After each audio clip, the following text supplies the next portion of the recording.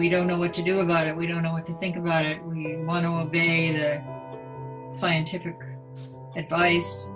And there's all of this pandemonium out there. Pandemic, pandemonium. Those words are similar. So I think it's good to keep a record somehow and to share that with the future. So far, it's been quite okay here. But still, I'm so really sorry about those losses and all those really difficult situations people are facing. Basically, when I was in Seattle, the feeling was very strange. Just when you walked outside, everyone was wearing masks, and people really avoided each other in the streets. Took one big step to the side when you walked past each other, and people were nervous, like just in general in life, and people were really strict in following like the orders when they were standing in line in supermarkets and stuff.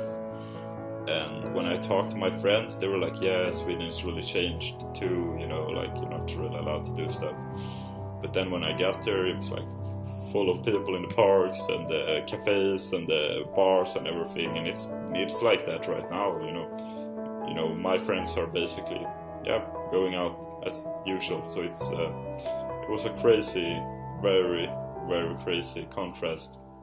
So downtown Ballard has a lot of bars and restaurants. A majority of them have boarded up their windows, and walking down the street, it's like you feel like you're in some kind of post-apocalyptic movie with all the businesses boarded up.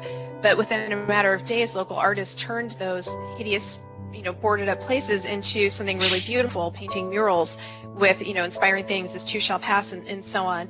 And I think one of the things that I've always loved about Seattle is the combination of or the influence of art and community and culture, and how all of those things come together, and seeing that pop through during this time, people turning something bad into trying to turn something good, I think is really heartening. Our government chose right from the beginning to give the decision making over to the medical specialists.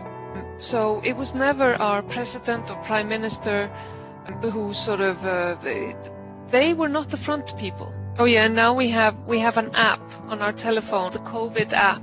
So it's open, and I have it open, so it records every person that I meet.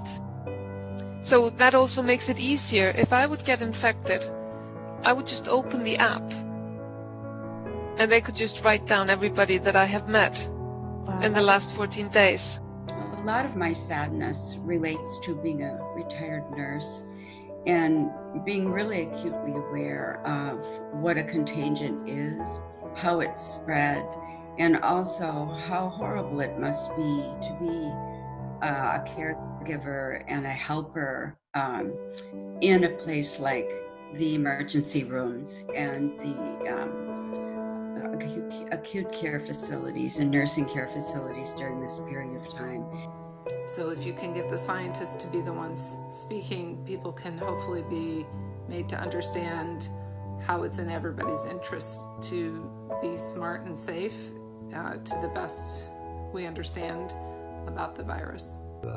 People are thinking, little bit out of themselves, and I think we'll turn out better persons after all this. Hopefully for mankind it will be a good thing, but so. It's hard to say.